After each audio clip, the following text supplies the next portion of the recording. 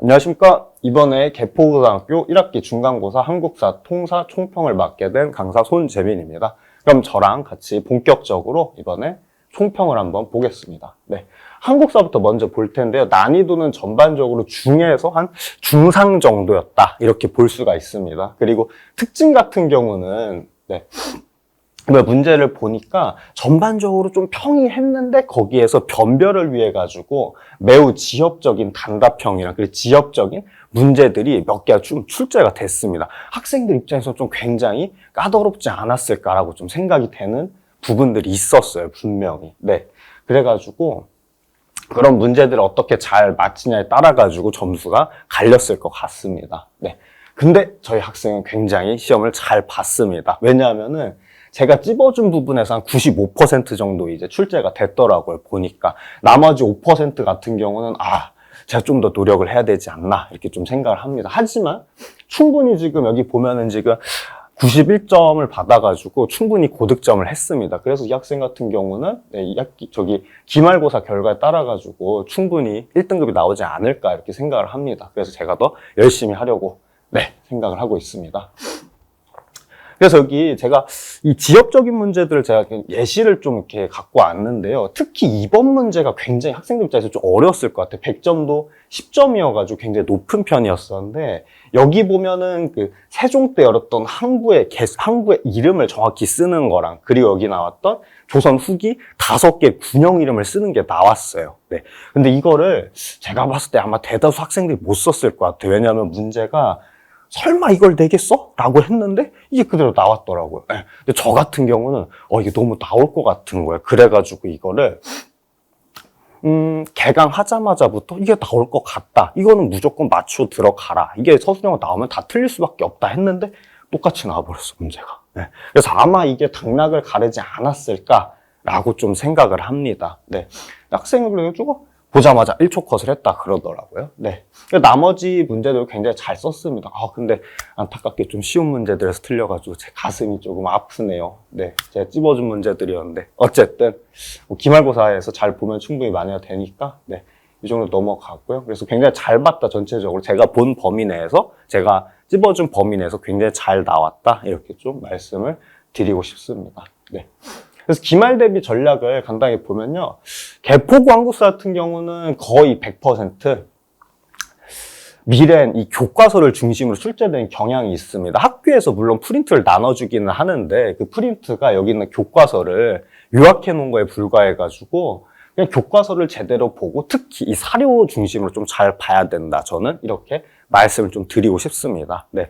그리고 간혹 가다가 연도까지 알아야 되는 문제들이 있는데 굳이 근데 저는 연도 외울 필요가 없다 생각을 합니다. 왜냐하면 저는 이렇게 순서대로 학생들한테 웬만하면 나열을 해주는 편이어가지고 아직까지 학생한테 뭐 연도 외워라 이러면서 학생들이 막 그렇게 거부감을 가질 만한 강제적인 연도 암기 이런 걸 시키지 않아도 이번에 점수를 이렇게 고득점을 했다는 걸 좀 보여드리고 싶었습니다. 네. 그래서 개포고 한국사의 전반 어떤 흐름을 보면은 전반적으로 평이한데 지역적인 문제들 몇 문제를 통해 가지고 이렇게 변별을 하려 한다. 네, 이 점을 좀 알아들었으면 좋겠습니다. 그래서 강사 입장에서는 오늘 같이 이렇게 지역적인 문제를 잘 찝어주냐 마냐, 요게 좀 등급을 나뉘는 그 키가 되지 않을까 이렇게 생각을 합니다.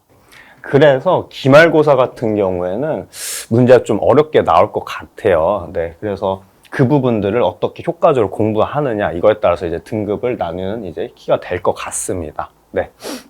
그래서 저 같은 경우는, 특히 근대사 쪽에 굉장히 좀, 근대사 쪽을 굉장히 좀 잘 가르칠 수 있다고 저는 자부를 합니다. 네, 저는. 확실히 이걸 또 결과로 또 다른 곳에서 충분히 증명해왔고, 여기서도 충분히 증명할 수 있다고 생각합니다. 왜냐하면 지금 이번에도 점수를 증명을 했으니까요. 네.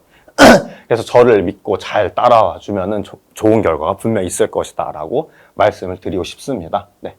그 다음에 이제 통합사의 종편을 보겠습니다. 통합사 같은 경우는 난이도가 작년에 비해서는 살짝 좀 떨어진 것 같아서 저는 이제 중으로 좀 이제 체크를 했었고요. 그래서 보면은 전반적으로 평이한 편입니다. 다만 꼼꼼한 공부가 선행되지 않는다면은 좋은 점수가 나올 수 없다. 저는 이렇게 좀 생각을 좀 하고 있습니다. 네. 그래서 제가 보기에는 다른 강남에 있는 학교들보다는 조금 난이도가 좀 쉬운 편이지 않나 이렇게 좀 생각을 하고 있어요. 그래서 그만큼 꼼꼼한 공부가 선행된다. 네, 이렇게 보고 있고요. 그래서 기말 대비 전략을 보면요. 개포 통합사에는 특히 학교 프린트에서 대부분의 문제들이 출제되는 경향이 있습니다. 네. 그래서 학교 프린터 정말 중요하다고 볼 수 있습니다. 그래가지고 저는 그 부분들을 특히 이제 잘 찝어줬었고, 그래서 그 부분들이 이제 실제로 다 적중이 됐었습니다. 네. 하지만 올해 같은 경우는 이상하게 교과서를 좀 많이 좀 참고해야 되는, 네, 그런 문제들이 좀 나왔었어요. 다만 제가 다행히 또 교과서를 또 잘 봐줘가지고 그런 문제를 또 잘 풀어왔더라고요, 학생이. 네.